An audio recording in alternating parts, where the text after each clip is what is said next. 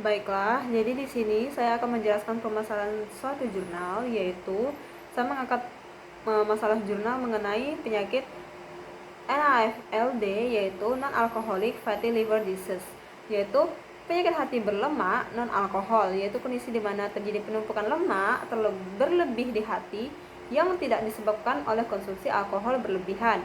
Penyakit ini sering terkait dengan obesitas, diabetes tipe 2, dan kadar kolesterol tinggi, dan dapat berkembang menjadi penyakit hati yang serius seperti sirosis.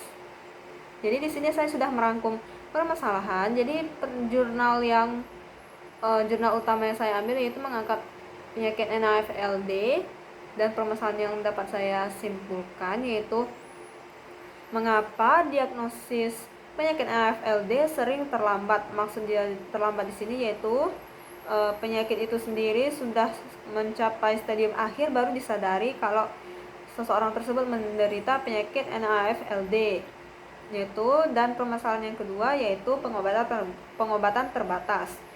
Karena belum ada obat spesifik untuk penyakit NAFLD stadium lanjut. Pengobatan saat ini hanya fokus pada perubahan gaya hidup seperti diet dan olahraga, yang tentunya sulit dipertahankan pasien karena jangka waktu yang panjang. Permasalahan yang ketiga yaitu mekanisme resistensi insulin, yaitu resistensi insulin jadi pemicu utama NAFLD, tetapi cara mengatasinya tentu saja masih belum optimal. Yang keempat yaitu stres oksidatif. Akumulasi lemak di hati memicu stres oksidatif, lalu menjadi peradangan, kerusakan sel hati. Tetapi terapi antioksidan, misal vitamin E, hanya efektif untuk sebagian kecil pasien. Jurnal pembanding saya mengenai konsep autofagi dan lisosom. Jadi, tentu saja saya membahas berkaitan dengan hal tersebut. Solusi yang saya dapat yaitu untuk masalah yang pertama, solusi untuk diagnosis dini. Jawaban yang saya dapat yaitu autofagi dapat dijadikan biomarker dini NAFLD. Saat stres nutrisi seperti obesitas, sel hati mengaktifkan autofagi untuk bertahan. Nah, contohnya yaitu peningkatan protein LC32, penanda autofagi atau aktivitas lisosom dalam darah bisa menjadi indikator awal kerusakan hati sebelum gejala muncul. Mekanismenya yaitu autofagi meningkat saat sel kekurangan energi karena resistensi insulin pada NAFLD, sehingga bisa diukur sebagai tanda peringatan dini. Baiklah, solusi untuk permasalahan yang kedua, solusi untuk pengobatan stadium lanjut maksud saya yaitu karena tidak ada obat untuk memberikan fibrosis. Jadi jawaban mengenai permasalahan tersebut yang berkaitan dengan jurnal pembanding yang saya dapat yaitu stimulasi autofagi bisa menjadi terapi baru. Autofagi membersihkan organ yang rusak, misal mitokondria bermasalah dan protein yang menumpuk di hati. Contoh, puasa intermittent atau diet rendah kalori, aktifkan autofagi, kurangi akumulasi lemak di hati.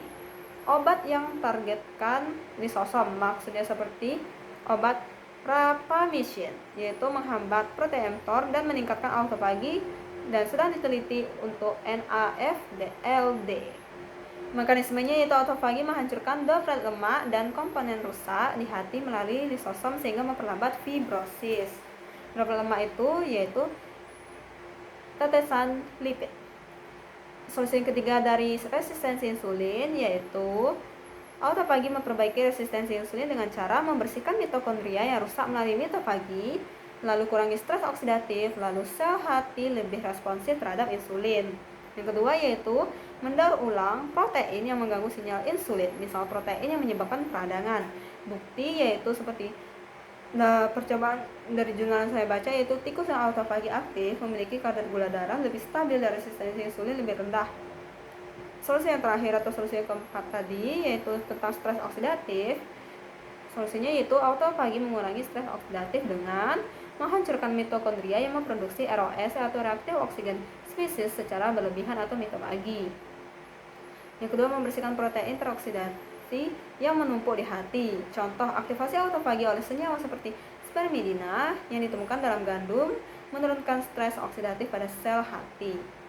Baiklah, kesimpulan yang saya dapat hubungan antara NAFLD, jurnal saya yang utama dan jurnal saya pembanding yaitu lisosom dan autofagi, yaitu permasalahan, diagnosis terlambat, solusi autofagi sebagai biomarker dini, misal protein LC3 2. Permasalahan yang kedua yaitu pengobatan terbatas, solusi yaitu stimulasi autofagi seperti puasa atau obat untuk hentikan fibrosis.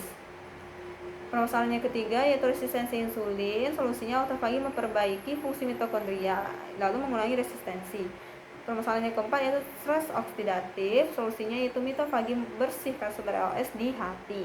Catatan penting, autofagi itu pisau bermata dua, jika terlalu aktif bisa merusak sel sehat, dan jika terlalu lemah, gagal membersihkan sampah sel dan memperparah NAFLD. Penelitian masih berlangsung, stimulasi autofagi untuk NAFLD baru diuji pada hewan dan sel, belum ada terapi klinis yang disetujui.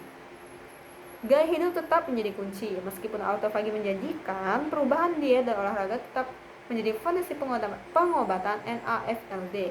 Dengan memahami peran disosial dan autofagi, para ilmuwan sedang mengembangkan terapi baru yang lebih menargetkan untuk penyakit NAFLD, terutama untuk kasus yang tidak responsif terhadap pengobatan konvensional. Dan baiklah, sekian review jurnal dari saya mengenai sistem endomembran.